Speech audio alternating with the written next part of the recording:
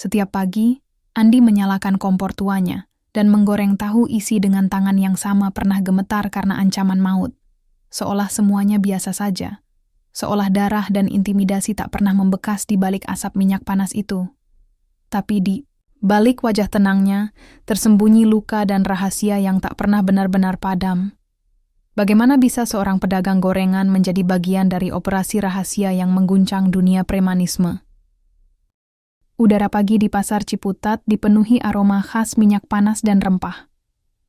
Asap mengepul dari gerobak gorengan milik Andi, pemuda 20-an dengan mata jernih yang menyimpan lelah yang tak bisa dihapus tidur malam.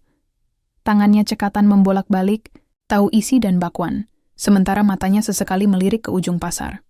Bukan karena pelanggan, tapi karena rasa cemas yang makin hari makin menyesakkan. "Bang, tambahin tempe satu lagi ya," ujar Ibu Yati, pelanggan setia, sembari menyerahkan lembaran 10 ribuan. Andi tersenyum tipis. "Siap, Bu. Yang kering, kan?" "Iya, yang kering dan yang aman-aman aja ya, Bang." Nada suaranya merendah, lalu matanya melirik ke belakang Andi, ke arah 3 pria berbadan besar berbaju loreng-loreng ormas, yang sedang berdiri tak jauh dari sana, mengawasi gerobak-gerobak dagangan seperti singa lapar. Andi tak perlu menoleh. Ia tahu siapa mereka. Anak buah Grip Berjaya. Preman berkedok ormas, menguasai pasar-pasar dengan dalih pengamanan. Tapi semua tahu, itu hanya kata lain dari pemerasan. Setiap Kamis mereka datang menagih iuran keamanan. Tak peduli, seberapa kecil hasil dagang, semua pedagang harus menyetor. Andi, yang sejak remaja membantu ibunya berdagang, tahu bahwa menolak berarti mencari masalah. Tapi tetap saja, perut dan harga diri tak selalu sepakat. Setelah Ibu Yati pergi, Andi menarik napas panjang. Baru saja ia ingin menata ulang nampan gorengan, satu tangan kasar menepuk bahunya dari belakang. "Andi, lo belum bayar minggu lalu. Jangan bikin gue ulang ngomong." Suara itu berat dan licik, milik Ujang, salah satu preman Grip Berjaya yang paling aktif di lapangan. Andi menatapnya. "Dagangan lagi sepi, Bang. Anak-anak sekolah baru masuk, belum banyak yang jajan." Ujang mendekat, napasnya berbau rokok. "Gue gak peduli anak-anak lo sekolah atau enggak. Lo dagang di sini, berarti lo ikut aturan. Kalau enggak, ya, lo cari tempat lain. Atau gerobak ini bisa hilang besok pagi." Andi mengepalkan tangannya di balik gerobak. Ingin rasanya ia melawan, berteriak, melemparkan gorengan panas itu ke muka preman itu. Tapi suara ibunya di kepalanya mengingatkan. "Sabar, Ndik. Orang sabar panjang umur." Akhirnya, ia mengangguk pelan, menyerahkan selembar uang lusuh dari kaleng besi kecil di bawah gerobaknya. Hasil jualan pagi itu, nyaris semuanya. Hari mulai siang, dan Andi membereskan sisa dagangan dengan murung. Saat itulah, suara asing menyapanya. "Kamu, Andi ya?" Ia menoleh. Seorang pria berambut cepak dan berjaket lusuh berdiri di sisi gerobaknya. Sorot matanya tajam tapi tidak mengancam. "Siapa ya?" tanya Andi waspada. Pria itu mengeluarkan kartu tanda pengenal militer dengan cepat lalu menyelipkannya kembali. "Mayor Satrio, aku butuh bantuannya. Bukan sekadar soal gorengan, tapi tentang orang-orang itu. Grip Berjaya. Kami tahu kamu bukan cuma korban, kamu juga berani." Andi menatapnya dengan mata menyipit, bingung antara rasa takut dan penasaran. Hari itu, gorengan, Andi mungkin tak laku banyak, tapi hidupnya baru saja dilempar ke kuali yang jauh lebih panas. Andi masih belum bergerak dari tempatnya berdiri. Tangannya gemetar kecil saat menyeka sisa minyak di spatula. Kata-kata pria bernama Mayor Satrio tadi berputar di kepalanya seperti gema yang tak kunjung reda. "Kami tahu kamu bukan cuma korban, kamu juga berani." Kalimat itu membuat Andi merasa telanjang, seakan rahasia kecil dalam dadanya, amarah yang selama ini ia tekan terhadap ormas itu, telah dibaca habis oleh seseorang yang baru dikenalnya. Tapi siapa pria itu sebenarnya? Tentara? Polisi? Atau justru jebakan dari Grip Berjaya? Di rumah kontrakannya yang sempit, Andi menatap adik bungsunya, Rani, yang sedang menyusun buku pelajaran. Gadis itu baru kelas 2 SMP, dan satu-satunya alasan Andi masih bertahan berjualan walau kadang pulang hanya bawa sisa gorengan. "Mas, hari ini gorengannya nggak habis ya?" tanya Rani pelan. Andi mengangguk. "Iya Rani, tapi nggak apa-apa. Nanti malam Mas cari kerja tambahan." Padahal ia tahu tidak akan ada kerja tambahan malam itu. Yang ada adalah pertemuan rahasia. Satrio mengajaknya bertemu di sebuah warung kopi tua di dekat rel kereta, jam 9 malam. Ia berjanji akan menjelaskan semuanya, termasuk alasan kenapa Andi dipilih. Malam turun cepat di Tangerang Selatan. Jalanan sepi, hanya suara kendaraan sesekali melintas. Warung kopi itu nyaris tak tampak dari luar, hanya diterangi lampu kuning. Temaram Mayor Satrio duduk di pojokan, mengenakan topi dan jaket lusuh, seperti pria biasa. Tapi sorot matanya tetap sama, tenang namun tajam. "Duduk, Andi," katanya pelan. Andi duduk, menatap pria itu dalam diam. "Kami sedang menjalankan operasi bawah tanah. Targetnya, membongkar struktur dalam Ormas Grip Berjaya, termasuk para backingnya di pemerintahan lokal." Andi terdiam. "Terus, kenapa saya? Kamu tumbuh di sini. Kamu tahu siapa orang-orangnya. Kamu bukan aparat, jadi mereka nggak akan curiga. Kami butuh mata dan telinga dari dalam. Dan kalau kamu bersedia, kamu akan bantu lebih banyak orang daripada yang kamu pikir." Andi menggeleng perlahan. "Saya cuma tukang gorengan, Pak, bukan intel. Saya nggak ngerti mainan kayak begini." "Mayor." Satrio menyandarkan tubuh. Ia menatap Andi sejenak, lalu berkata, "Kamu tahu Danu?" Andi tersentak. Nama itu memukul dadanya seperti palu. "Danu? Maksudnya, Danu yang dulu tinggal di gang belakang? Yang suka main layangan sama saya waktu kecil?" Satrio mengangguk. "Danu sekarang ada di dalam ormas itu. Tapi, dia bukan musuhmu, Andi. Dia terpaksa. Sama seperti kamu. Dia hanya ingin keluarganya aman." Andi menelan ludah. Bayangan sahabat lamanya, yang hilang sejak kerusuhan bertahun lalu, tiba-tiba muncul kembali. "Danu. Jadi dia masih hidup dan sekarang terlibat. Dia tidak bisa keluar sendirian. Tapi kamu bisa jadi kuncinya." Andi memejamkan mata sesaat. Di luar, suara kereta malam melintas, seperti mengingatkannya bahwa waktu terus berjalan. Di satu sisi, hidupnya yang sederhana, penuh perjuangan dan ketakutan. Di sisi lain, jalan yang penuh risiko, tapi juga kemungkinan menyelamatkan banyak orang, termasuk sahabatnya. Ia membuka mata. "Kalau saya ikut, saya harus tahu semuanya, Pak. Termasuk, apa yang sebenarnya terjadi sama Danu." Mayor Satrio tersenyum tipis, lalu menggeser satu amplop coklat ke hadapan Andi. "Buka ini saat kamu sudah yakin. Tapi ingat, Andi, sejak detik ini, tidak ada jalan mundur." Andi menatap amplop itu. Jantungnya berdebar lebih kencang daripada saat diancam Ujang siang tadi.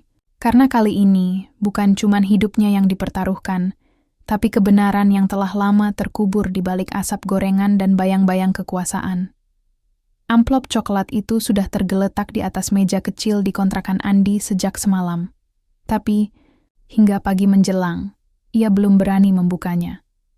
Tangannya berkeringat hanya dengan menyentuh tepinya. Danu masih hidup. Andi masih belum percaya sepenuhnya. Mereka dulu seperti saudara, berdua menghadapi kerasnya hidup di gang belakang, Pasar Ciputat. Danu selalu jadi yang nekat dan penuh akal. Sementara Andi lebih tenang, lebih patuh. Hingga suatu malam, setelah kerusuhan pasar yang melibatkan preman dan pedagang, Danu menghilang. Tak ada kabar, tak ada jejak. Mereka semua mengira Danu telah mati. Dengan jantung berdebar, Andi akhirnya membuka amplop itu. Di dalamnya ada beberapa lembar dokumen fotokopi.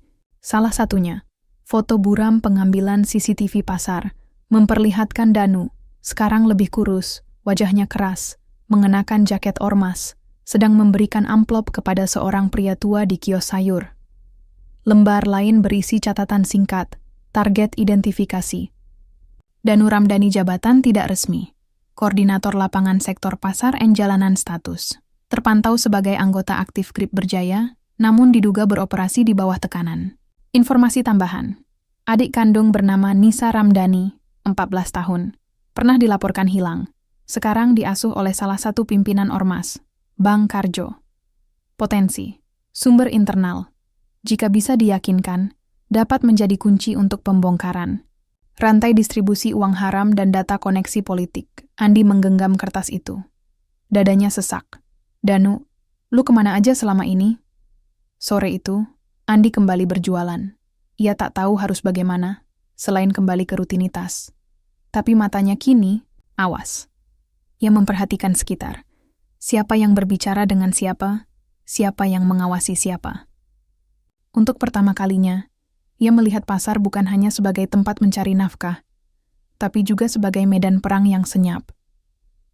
Dan sore itu juga, semesta menjawab kegelisahannya. Di ujung pasar, suara gitar samar terdengar. Seorang pengamen muda duduk bersila di lantai, menyanyikan lagu lama dari Iwan Fals. Rambutnya gondrong, matanya menunduk. Andi terdiam. Ia mengenali gaya main gitar itu. Cara dia memetik senar dengan tangan kiri. Hanya satu orang yang bisa seperti itu, Danu. Dengan langkah pelan, Andi mendekat. Mainnya masih fals, Nu, katanya pelan. Pengamen itu mengangkat kepala. Matanya membelalak. Mulutnya terbuka, tapi tak ada suara keluar. Wajahnya kini tampak jelas, lebih tirus, tapi itu memang dia. Andi, astaga, lo? Keduanya saling menatap, waktu seperti berhenti. Ada begitu banyak yang ingin dikatakan, tapi tak satu pun kata keluar.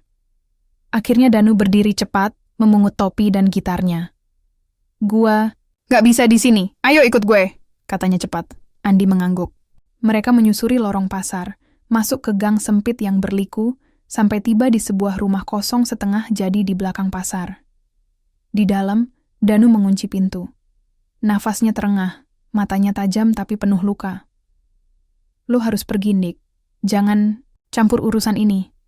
Andi menatapnya. Lu pikir gue bisa diam lihat lu jadi alat mereka? Gue tahu tentang Nisa. Gue tahu mereka nyekap adik lu. Danu terdiam. Mata itu memerah. Mereka ancam gue, Di. Kalau gue kabur, Nisa yang kena duluan. Gue cuman nyoba bertahan. Andi mendekat. Gue bisa bantu. Kita bisa keluar dari ini semua. Ada orang-orang yang mau bantu. Mereka bener. Bukan polisi jualan. Ini beneran operasi buat ngehancurin mereka. Danu menatap Andi dalam-dalam. Kalau lo mau bantu, berarti lo juga masuk ke dalam lumpur ini. Dan lo gak bakal bisa balik. Sekali lo kejebak di sini, nyawa lo cuma dihitung dari kesetiaan lo sama satu sisi. Andi menelan ludah. Aku udah masuk, Nu. Aku udah pilih sisi. Hening. Sesaat. Lalu Danu tersenyum pahit. Sama kayak dulu, ya, lo selalu sok jadi pahlawan. Mereka tertawa kecil, getir. Tapi di balik tawa itu, dua sahabat lama tahu.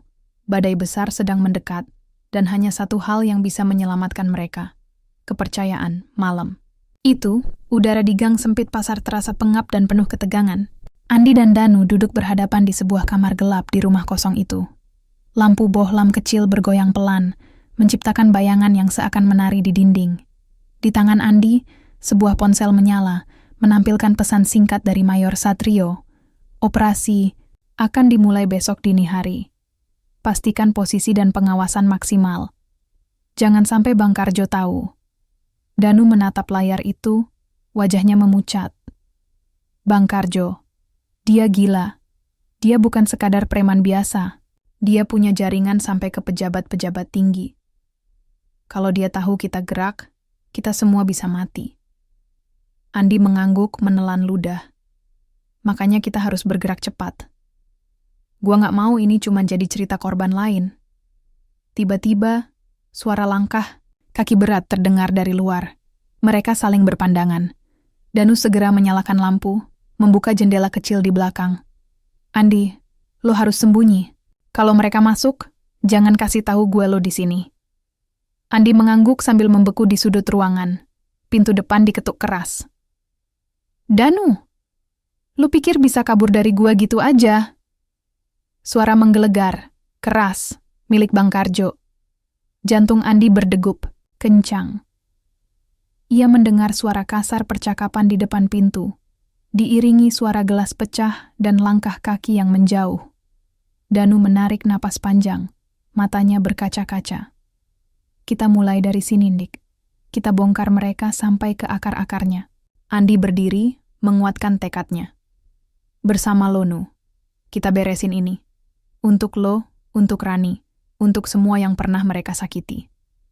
Malam itu, di bawah langit gelap Tangerang Selatan, dua sahabat lama bersatu kembali, siap menghadapi badai yang akan mengubah hidup mereka selamanya. Gelap malam menyelimuti pasar Ciputat, suara jangkrik dan sesekali deru kendaraan yang melintas, seolah tak mengganggu ketegangan yang dirasakan Andi dan Danu.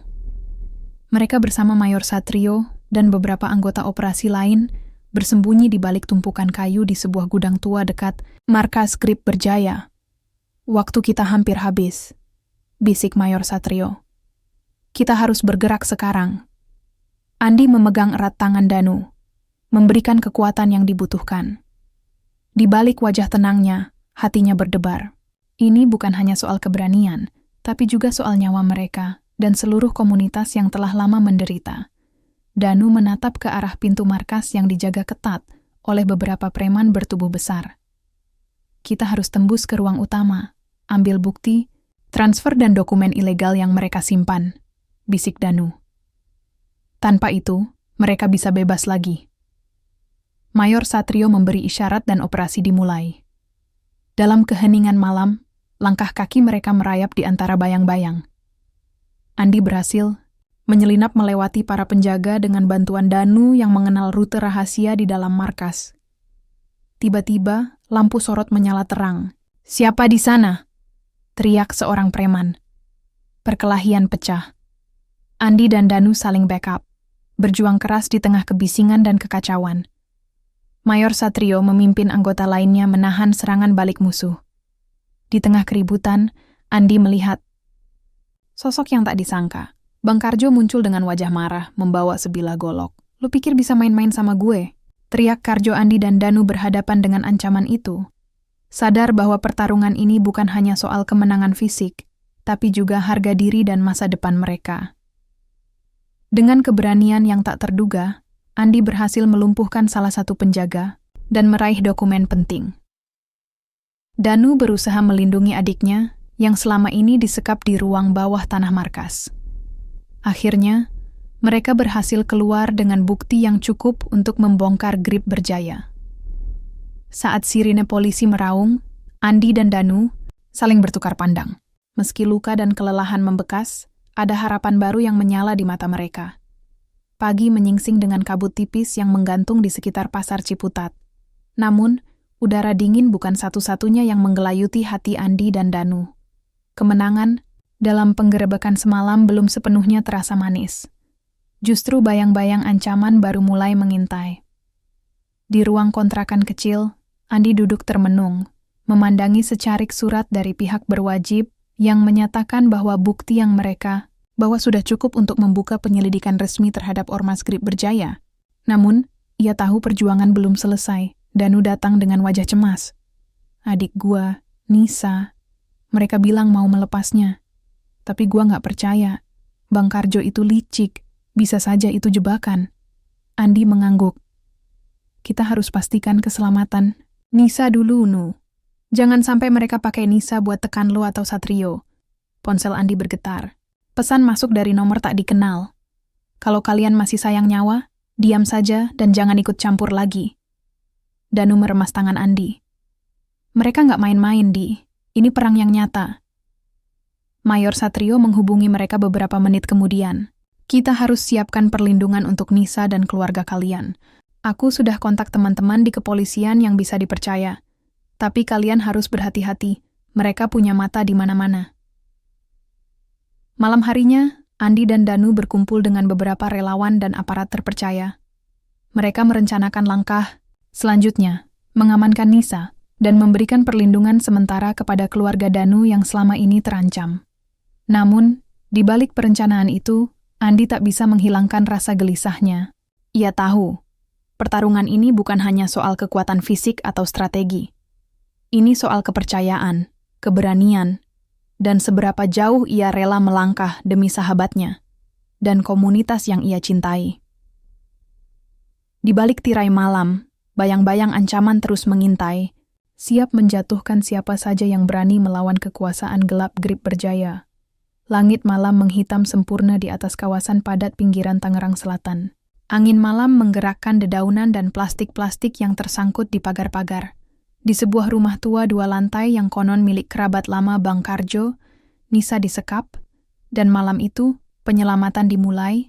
Andi, Danu, dan 2 anggota Intel dari tim Mayor Satrio bersembunyi di gang buntu, tak jauh dari rumah target. Danu gelisah. Tangannya berkeringat, meski udara menusuk dingin. Nisa takut gelap, bisiknya lirih. Dia paling benci dikurung. Dari kecil dia punya trauma. Andi menepuk bahunya. Kita bawa dia pulang malam ini, Nu. Kita sudahi semuanya. Satrio memberi aba-aba lewat radio. Tim bergerak dalam diam. Jalan masuk sempit, hanya ada 1 penjaga di depan, dan 2 lagi disebutkan berada di dalam rumah. Mereka menyusup lewat belakang. Danu memimpin, karena ia hafal struktur rumah lama itu. Ia dan Nisa pernah diajak Bang Karjo tinggal di situ sebelum semuanya berubah jadi kengerian. Di lantai atas, jeritan kecil terdengar. Nisa, gumam Danu. Gerakan jadi lebih cepat. 1 tembakan peredam melumpuhkan penjaga pertama. Andi dan Satrio melumpuhkan yang kedua di ruang tamu. Ketika mereka membuka pintu kamar di lantai atas, Nisa berjongkok di sudut ruangan, tangan terikat, tubuh gemetar. Nisa! Danu berlari memeluknya. Adiknya langsung menangis terseduh. Andi? Suara berat terdengar dari lorong. Bang Karjo. Dia muncul dari balik pintu belakang, wajahnya penuh amarah, membawa senjata tajam yang mengilap di bawah lampu redup. Saya udah anggap lo anak, Nu, dan lo balas gua kayak gini. Lo nggak punya hak atas hidup adik gua. Balas. Danu berdiri di depan Nisa. Satrio melangkah maju. Letakkan senjata, Karjo. Lo udah kalah. Karjo menyeringai. Belum. Kalian pikir cuma kalian yang punya rencana? Suara sepeda motor meraung di luar. Preman-preman Grip Berjaya datang dalam jumlah kecil, tapi cukup untuk membuat situasi genting. Satrio segera menghubungi backup lewat radio. Andi, bawa Danu dan Nisa keluar lewat dapur. Sekarang, perintahnya. Andi menarik Danu dan Nisa. Sementara itu, tembakan peringatan terdengar di luar, bantuan datang tepat waktu. Mayor Satrio menahan Karjo yang mengamuk. Sementara trio sahabat itu meloloskan diri lewat jalur belakang yang tertutup semak. Beberapa menit kemudian, mereka tiba di titik aman. Sebuah mobil hitam menunggu mereka, dikendarai oleh rekan Satrio. Danu memeluk Nisa erat-erat. Gadis itu masih terisak, namun kini wajahnya menunjukkan kelegaan. Andi menatap mereka berdua, lalu menoleh ke langit malam yang masih pekat. Kali ini berbeda. Untuk pertama kalinya, setelah sekian lama, ia bisa merasakan keharapan di dalam gelap. Kalau lo mau bantu, berarti lo juga masuk ke dalam lumpur ini. Dan lo gak bakal bisa balik. Sekali lo kejebak di sini, nyawa lo cuma dihitung dari kesetiaan lo sama satu sisi. Andi menelan ludah. Aku udah masuk, Nu.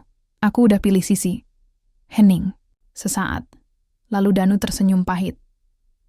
Sama kayak dulu, ya, lo selalu sok jadi pahlawan. Mereka tertawa kecil, getir. Tapi di balik tawa itu, 2 sahabat lama tahu. Badai besar sedang mendekat, dan hanya satu hal yang bisa menyelamatkan mereka.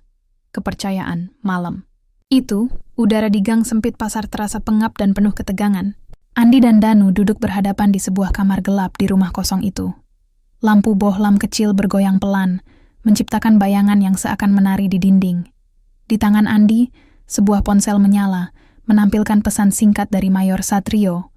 Operasi akan dimulai besok dini hari. Pastikan posisi dan pengawasan maksimal. Jangan sampai Bang Karjo tahu. Danu menatap layar itu, wajahnya memucat. Bang Karjo, dia gila. Dia bukan sekadar preman biasa. Dia punya jaringan sampai ke pejabat-pejabat tinggi.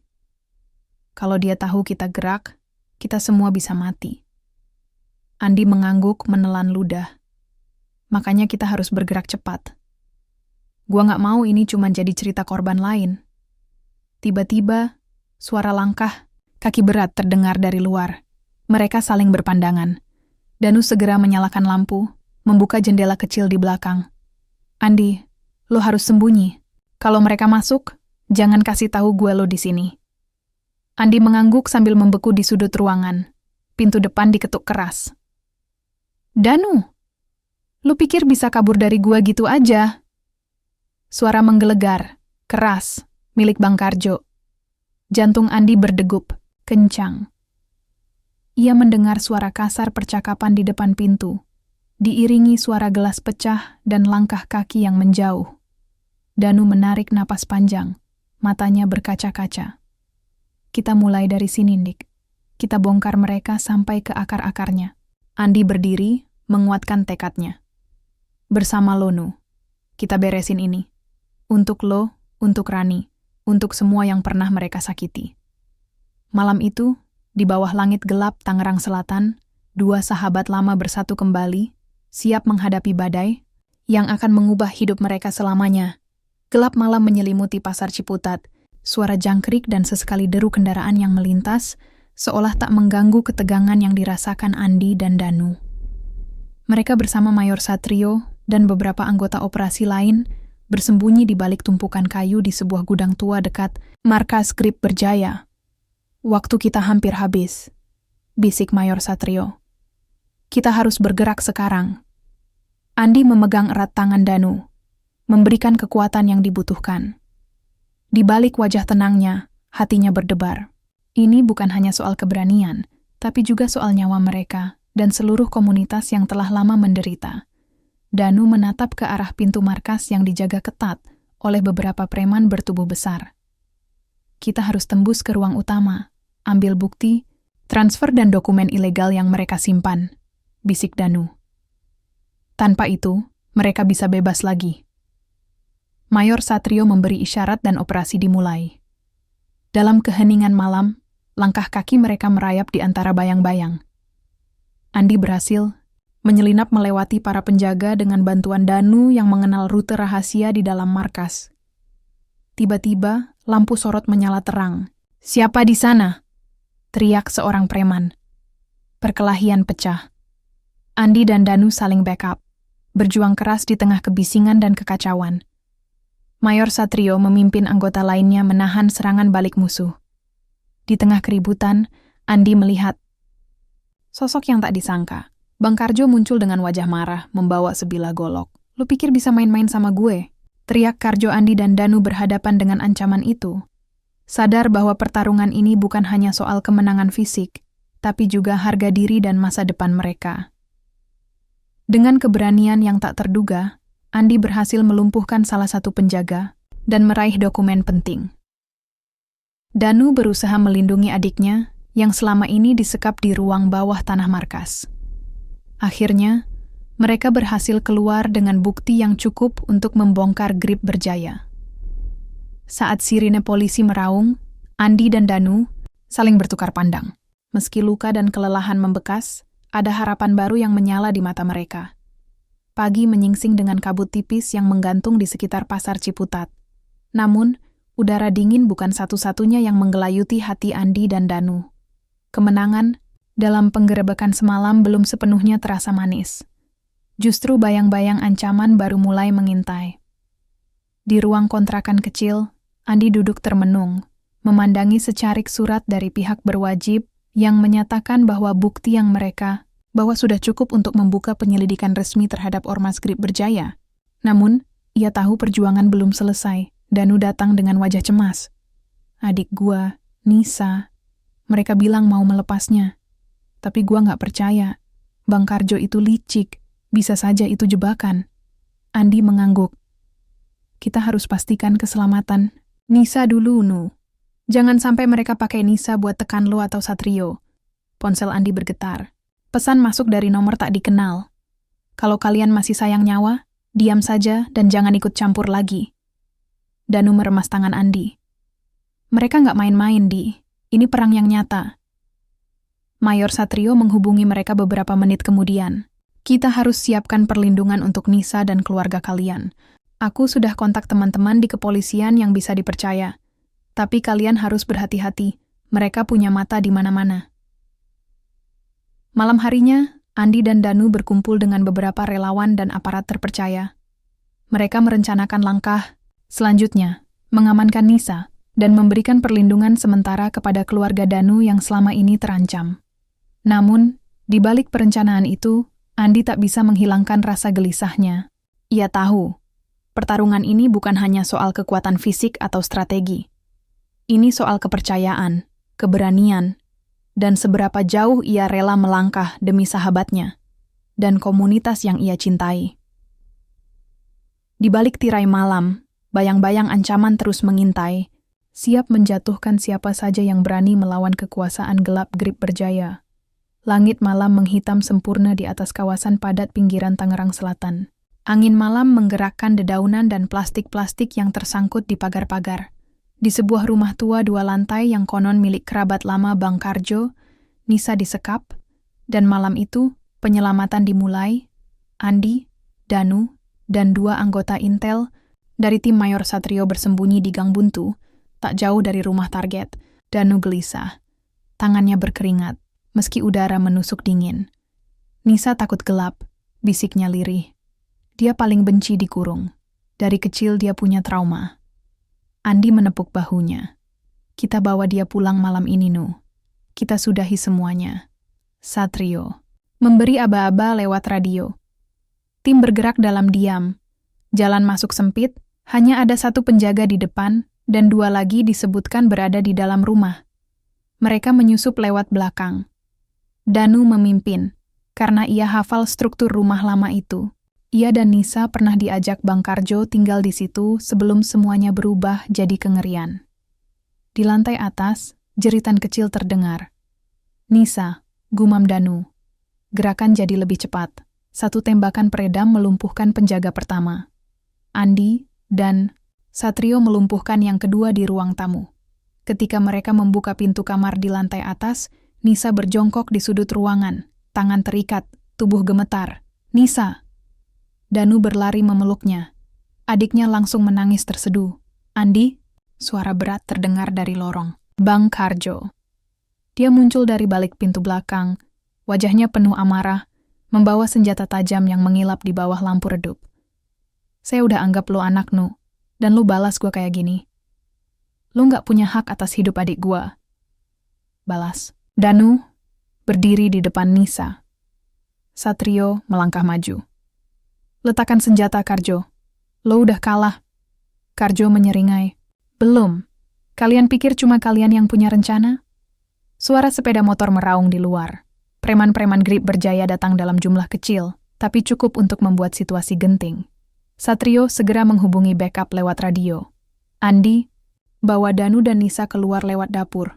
Sekarang, perintahnya. Andi menarik Danu dan Nisa.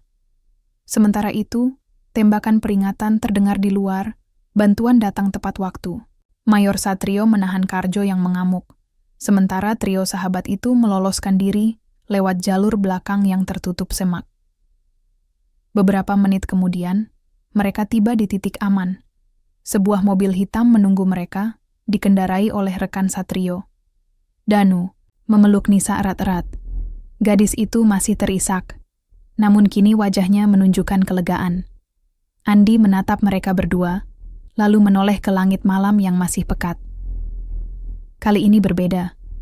Untuk pertama kalinya, setelah sekian lama, ia bisa merasakan keharapan di dalam gelap. Misi penyelamatan berhasil. Tapi Andi tahu, perjuangan belum selesai. Grip Berjaya boleh saja lumpuh malam ini, tapi luka yang mereka tinggalkan, rasa takut, trauma, dan kehilangan, masih mengendap di hati banyak orang. Namun satu hal pasti, malam itu, Andi bukan lagi hanya pedagang gorengan. Ia adalah pejuang bagi sahabat, keluarga, dan komunitasnya. Sudah seminggu sejak malam penyelamatan itu, tapi gema kejadian masih terasa di seluruh penjuru pasar. Grip Berjaya tidak lagi merajai lorong-lorong sempit, tapi bayangannya belum benar-benar. Sirna Bangkarjo kini ditahan di Polda Metro. Wajahnya sempat menghiasi berita lokal. Tokoh ormas terkenal tersangka pemerasan dan penyanderaan. Namun publik tahu, kasus seperti ini seringkali rumit. Terlalu banyak orang kuat yang tersangkut, terlalu banyak kepentingan. Andi duduk di kedai kopi sederhana di pinggir pasar, memandangi brosur bantuan hukum dan pendampingan trauma untuk pedagang kecil. Di sebelahnya, Danu menyeruput teh panas, sambil terus mengawasi Nisa yang sedang menggambar di bangku pojok. "Lo yakin kita aman sekarang?" tanya Danu pelan.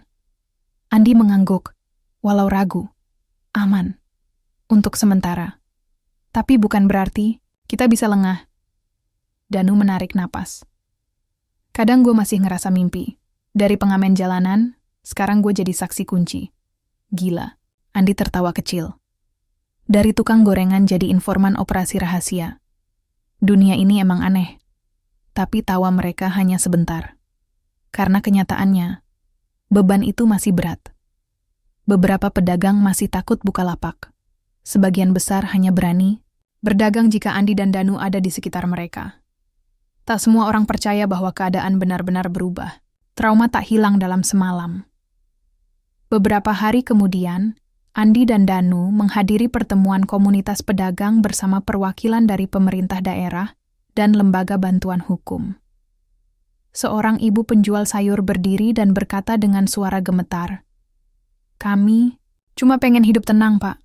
Gak mau jadi pahlawan, gak mau melawan siapa-siapa. Tapi kami juga manusia. Tolong jangan biarkan yang kayak Karjo balik lagi." Andi bangkit dari duduknya. Tatapannya menyapu ruangan. "Aku tahu rasa takut itu. Aku juga ngalamin. Tapi kalau kita tetap diam, mereka bakal datang lagi dan lagi. Mungkin bukan dengan wajah Karjo, tapi wajah lain. Kita harus bangun sistem, harus saling jaga." Tepuk tangan pelan terdengar. Dukungan mulai muncul, pelan tapi nyata. Malam itu, di kontrakan kecilnya, Andi membuka buku catatan. Di halaman pertama, ia menulis, "Keberanian bukan berarti tak punya rasa takut, tapi memilih untuk tetap berdiri, walau takut.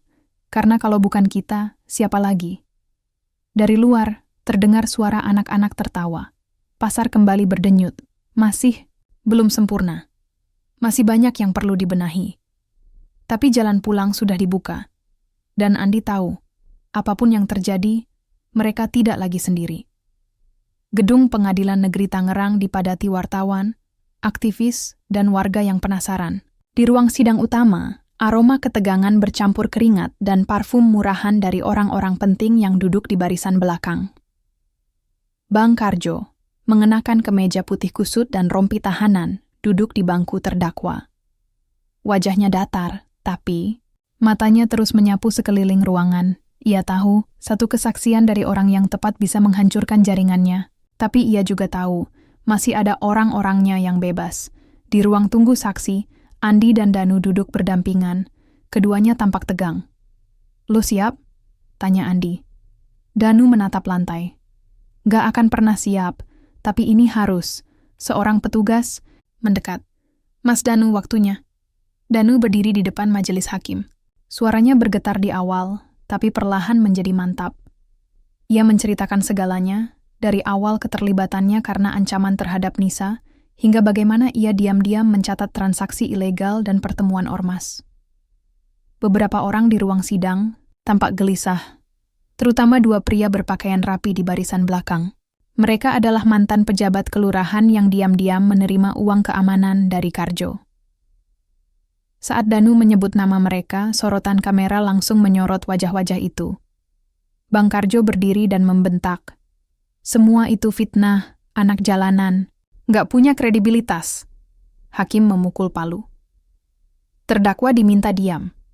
Saat sidang diskors sementara, Andi menarik Danu keluar ruangan untuk istirahat. Namun, di lorong belakang gedung, seorang pria mendekati mereka. "Kalau kalian sayang, nyawa cabut laporan itu. Masih bisa damai." Andi berdiri di depan Danu. Lo salah orang. Ancaman kayak gitu udah nggak mempan. Tiba-tiba, seorang aparat pengawal datang dan menarik pria itu menjauh. Ia rupanya sedang diawasi. Tim dari Mayor Satrio masih bekerja, diam-diam melindungi para saksi dari balik layar. Persidangan terus berlanjut selama 2 minggu, dan ketika akhirnya putusan dibacakan, ruangan itu menjadi sunyi. Terdakwa Karjo bin Mahfud divonis 14 tahun penjara dan dinyatakan bersalah atas pemerasan, penyanderaan, serta pengancaman terhadap warga sipil. Sebagian hadirin bersorak pelan, sebagian lagi menangis lega. Bang Karjo hanya menunduk. Untuk pertama kalinya, ia benar-benar terlihat kalah. Di luar pengadilan, Andi dan Danu berjalan berdampingan menuju pasar. "Lo nyesel, Nu?" tanya Andi. Danu menggeleng. "Nyesel gua nggak dari dulu buka suara. Tapi sekarang, gua bisa napas." Andi tersenyum. "Hari ini, kita menang. Bukan cuma karena Karjo masuk penjara, tapi karena kita nggak diam." Langit di atas mereka cerah. Dan meski masih banyak pekerjaan di depan, langkah pertama menuju masa depan yang lebih adil telah dimulai. Beberapa bulan telah berlalu sejak putusan pengadilan. Pasar Ciputat perlahan kembali menjadi tempat yang hidup, bukan hanya karena aktivitas jual beli, tapi karena rasa aman yang mulai tumbuh di antara lorong-lorongnya. Di lapak gorengan kecil di dekat pintu masuk pasar, Andi sibuk menggoreng tahu isi dan bakwan, seperti biasa. Tapi kali ini, senyumnya tidak lagi penuh beban.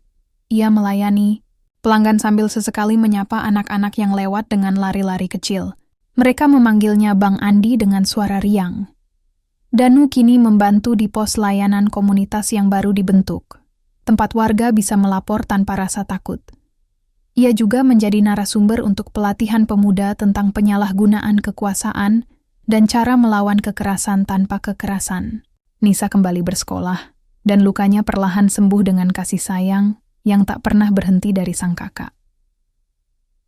Di tengah aktivitas pasar, Mayor Satrio datang berkunjung, mengenakan pakaian biasa, bukan seragam. Ia memesan gorengan dan duduk bersama Andi dan Danu. "Gimana hidup baru kalian?" tanyanya. Andi tertawa kecil. "Gak jauh beda. Masih panas minyak goreng sama panas politik pasar." Danu menimpali. "Tapi setidaknya sekarang kita nggak hidup dalam bayang-bayang." Satrio mengangguk. "Kadang yang paling sulit bukan lawan preman, tapi bangun keberanian di antara orang biasa. Tapi kalian buktiin, satu langkah bisa ubah banyak hal." Andi menatap ke arah ujung pasar, di mana papan kecil bertuliskan, "Pos Perlindungan Warga, jangan takut bersikap, kini berdiri." "Mimpi gue sederhana, Mas," kata Andi. "Asal anak gue nanti bisa jualan atau kerja tanpa ditagih. Preman gue udah cukup bahagia." Satrio tersenyum. Dan mimpi sederhana itulah yang bisa ubah dunia. Senja mulai turun, langit selatan berwarna keemasan.